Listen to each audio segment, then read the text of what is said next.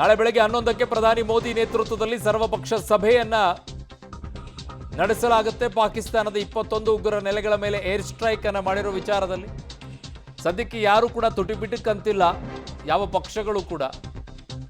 ಈ ಆಪರೇಷನ್ ಆಗೋಕ್ಕಿಂತ ಮುಂಚಿತವಾಗಿ ಕೆಲವರು ಅಲ್ಲಲ್ಲಿ ಹುಳುಗಳು ಎದ್ದು ಪುಟು ಅಂತ ಇದ್ವು. ಆದರೆ ಆ ಹುಳುಗಳೆಲ್ಲ ಈಗ ಬಾಯಿ ಮುಚ್ಕೊಂಡು ಕೂತಿವೆ.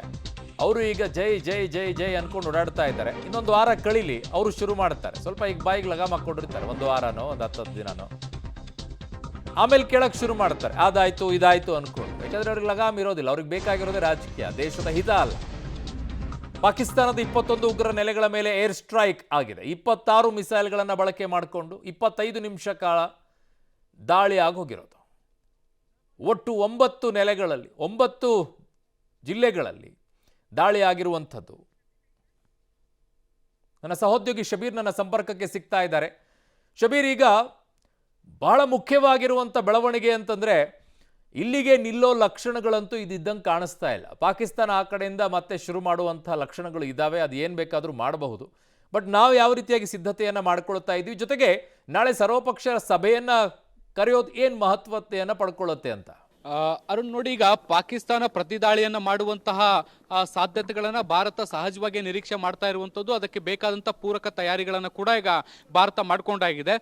ಮುಖ್ಯವಾಗಿ ಕಾಶ್ಮೀರ ಆಗಿರ್ಬೋದು, ರಾಜಸ್ಥಾನ್, ಪಂಜಾಬ್ ಮತ್ತೆ ಗುಜರಾತ್, ಈ ಎಲ್ಲ ಗಡಿಗಳಲ್ಲೂ ಕೂಡ ಹೈ ಅಲರ್ಟ್ ಅನ್ನು ಘೋಷಣೆ ಮಾಡುವಂಥ ಕೆಲಸವನ್ನು ಕೂಡ ಮಾಡಲಾಗಿದೆ. ಎಲ್ಲ ವಿಮಾನಗಳ ಏನು ಹಾರಾಟ ನಡಿಬೇಕಾಗಿತ್ತು ಅವೆಲ್ಲವನ್ನು ಕೂಡ ಸಸ್ಪೆಂಡ್ ಮಾಡಲಾಗಿರುವಂಥದ್ದು. ಎಲ್ಲ ಪ್ರಮುಖ ಸ್ಥಳಗಳೇನಿದಾವೆ ಅಲ್ಲೆಲ್ಲ ಕೂಡ ಭದ್ರತೆಯನ್ನು ಹೆಚ್ಚು ಮಾಡಿಕೊಳ್ಳುವಂಥ ಕೆಲಸಗಳು ಕೂಡ ಮಾಡಲಾಗ್ತಾ ಇದೆ. ಗಡಿ ಪ್ರದೇಶ ಏನಿದೆ ಅಲ್ಲೂ ಕೂಡ ಹೆಚ್ಚಿನ ಭದ್ರತೆಯನ್ನು ಒದಗಿಸುವಂಥ ಕೆಲಸಗಳು ಕೂಡ ಆಗಿದ್ದಾವೆ. ಇದು ಒಂದು ಭಾಗ. ಆದರೆ ಉಳಿದಂತೆ ಬೇರೆ ಬೇರೆ ಗಡಿಗಳೇನಿದಾವೆ ಅಲ್ಲೂ ಕೂಡ ಭದ್ರತೆಯನ್ನು ಹೆಚ್ಚು ಮಾಡುವಂಥ ಕೆಲಸಗಳು ಕೂಡ ನಿರಂತರವಾಗಿ ಮಾಡಲಾಗ್ತಾ ಇರುವಂಥದ್ದು. ಪಾಕಿಸ್ತಾನದಿಂದ ಯಾವ ರೀತಿಯಾದಂತಹ ದಾಳಿಗಾಳ ಆಗಬಹುದು ಅನ್ನುವಂಥದ್ರ ಬಗ್ಗೆಯೂ ಕೂಡ ಈಗ ಅನಾಲಿಸಿಸ್ಗಳು ನಡೀತಾ ಇರುವಂಥದ್ದು. ಅದಕ್ಕೆ ಬೇಕಾದಂಥ ಮುನ್ನೆಚ್ಚರಿಕೆಗಳನ್ನು ಕೂಡ ತೆಗೆದುಕೊಳ್ಳುವಂಥ ಕೆಲಸಗಳು ಕೂಡ ಆಗ್ತಾ ಇದ್ದಾವೆ. ಒಂದು ವೇಳೆ ಪಾಕಿಸ್ತಾನ ಪ್ರತಿ ದಾಳಿಗೆ ಪ್ರಯತ್ನವನ್ನ ಪಟ್ಟಂತ ಸಂದರ್ಭದಲ್ಲಿ ಮತ್ತೆ ದಾಳಿಯನ್ನ ಮಾಡಲಿಕ್ಕೆ ಎಲ್ಲ ರೀತಿಯಾದಂಥ ಸನ್ನದ್ಧತೆಗಳು ಕೂಡ ಆಗಿರುವಂಥದ್ದು. ಈಗಾಗಲೇ ಸರ್ಕಾರದ ಮೂಲಗಳು ಹೇಳ್ತಾ ಇರುವಂಥದ್ದು, ಆಪರೇಷನ್ ಸಿಂಧೂರ ಏನಾಗಿದೆ ಇದು ಕೇವಲ ಪಾರ್ಟ್ 1, ಚಾಪ್ಟರ್ 1 ಅನ್ನುವಂಥ ನಿಟ್ಟಿನಲ್ಲಿ ಇನ್ನು 2 ಚಾಪ್ಟರ್ಗಳು ಅಥವಾ 2 ಪಾರ್ಟ್ಗಳು ಈಗಾಗಲೇ ಪ್ಲಾನ್ಗಳು ಸಿದ್ಧ ಆಗಿರುವಂಥದ್ದು. ಪಾಕಿಸ್ತಾನದ ಪ್ರತಿಕ್ರಿಯೆಯ ಆಧಾರದ ಮೇಲೆ ಉಳಿದ 2 ಪಾರ್ಟ್ಗಳನ್ನು ಅಂದ್ರೆ ಆಕ್ಷನ್ ನಂಬರ್ 2, ಆಕ್ಷನ್ ನಂಬರ್ 3 ತಗೋಬೇಕಾ ಬೇಡವಾ ಅನ್ನುವಂಥದ್ರ ಬಗ್ಗೆ ನಿರ್ಧಾರಗಳಾಗುತ್ತೆ. ಸೊ ಎಲ್ಲವೂ ಕೂಡ ಪಾಕಿಸ್ತಾನದ ಮೇಲೆ ನಿರ್ಧಾರ ಆಗಿರುವಂಥದ್ದು. ಭಯೋತ್ಪಾದಕರನ್ನು ಹೊಡೆದುರುಳಿಸಿದ ಮೇಲೆ ಅಲ್ಲಿಗೆ ಪಾಕಿಸ್ತಾನ ಬಾಯಿ ಮುಚ್ಚಿಕೊಂಡು ಸುಮ್ಮನೆ ಕೂತ್ರೆ ಎಲ್ಲವೂ ಕೂಡ ಇಲ್ಲಿಗೆ ಅಂತ್ಯ ಆಗುತ್ತೆ.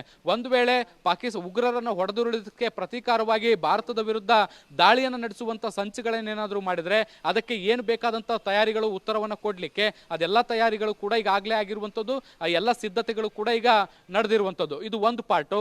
ಇನ್ನು ವಿರೋಧ ಪಕ್ಷದ ನಾಯಕರ ಸಭೆಯನ್ನು ಕರೆದಿರುವಂಥದ್ದು. ಸರ್ಕಾರ ಈವರೆಗೂ ಏನೆಲ್ಲ ಕ್ರಮಗಳನ್ನು ತೆಗೆದುಕೊಂಡಿದೆ ಅನ್ನುವಂಥದ್ದು ನೋಡಿ. ಈ ಹಿಂದೆ ಕ್ರಮ ತೆಗೆದುಕೊಳ್ಳೋಕ್ಕಿಂತ ಮುಂಚೆ ಅಂದ್ರೆ ಪಹಲ್ಗಾಮ್ ಇನ್ಸಿಡೆಂಟ್ ಆದಂತ ಸಂದರ್ಭದಲ್ಲೂ ಕೂಡ ಇದೇ ರೀತಿಯಾದಂಥ ಒಂದು ಸಭೆಯನ್ನು ನಡೆಸಿ ಎಲ್ಲರಿಂದಲೂ ಕೂಡ ಒಪಿನಿಯನ್ ಅನ್ನು ತೆಗೆದುಕೊಳ್ಳುವಂತ ಕೆಲಸವನ್ನು ಕೂಡ ಮಾಡಿತ್ತು. ಆ ಸಂದರ್ಭದಲ್ಲಿ ಎಲ್ಲಾ ವಿರೋಧ ಪಕ್ಷಗಳು ಕೂಡ ಸರ್ಕಾರದ ಜೊತೆಗೆ ನಿಂತ್ಕೊಂಡಿದ್ರು. ಸರ್ಕಾರ ಪ್ರತೀಕಾರ ತೀರಿಸಿಕೊಳ್ಳುವಂತ ನಿಟ್ಟಿನಲ್ಲಿ ಏನೇ ಕ್ರಮ ತೆಗೆದುಕೊಂಡ್ರು ಕೂಡ ಬೆಂಬಲ ಇದೆ ಅಂತ ಹೇಳಿದ್ರು. ಸೊ ಈಗ ಸರ್ಕಾರ ಪ್ರತೀಕಾರವನ್ನ ತೆಗೆದುಕೊಂಡಿದೆ. ಮತ್ತೆ ಯಾವ್ಯಾವ ರೀತಿಯಾದಂತಹ ಬೆಳವಣಿಗೆಗಳಾಗಿದ್ದಾವೆ ಮತ್ತೆ ನಮ್ಮ ದಾಳಿ ಹೇಗಿತ್ತು ಅನ್ನೋದಕ್ಕೆ ಸಂಬಂಧಪಟ್ಟಂತೆ ಒಂದಿಷ್ಟು ಅಧಿಕೃತ ಮಾಹಿತಿಗಳನ್ನ ವಿರೋಧ ಪಕ್ಷಗಳ ಜೊತೆಗೂ ಕೂಡ ಸರ್ಕಾರ ಹಂಚಿಕೊಳ್ಳುತ್ತೆ. ಅರುಣ್, ಓಕೆ, ಹಾಗೆ ಸಂಪರ್ಕದಲ್ಲಿ ಶಬೀರ್ ವಾಪಸ್ ಬರ್ತೀನಿ.